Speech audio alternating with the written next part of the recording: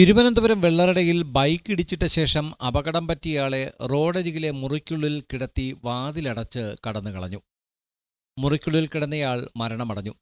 വെള്ളറട കലുങ്കുനട സ്വദേശി സുരേഷാണ് മരണമടഞ്ഞത്. സുരേഷിനെ മുറിയിലാക്കി കടന്നുകളഞ്ഞവരെ കേന്ദ്രീകരിച്ച് പോലീസ് അന്വേഷണം ആരംഭിച്ചു.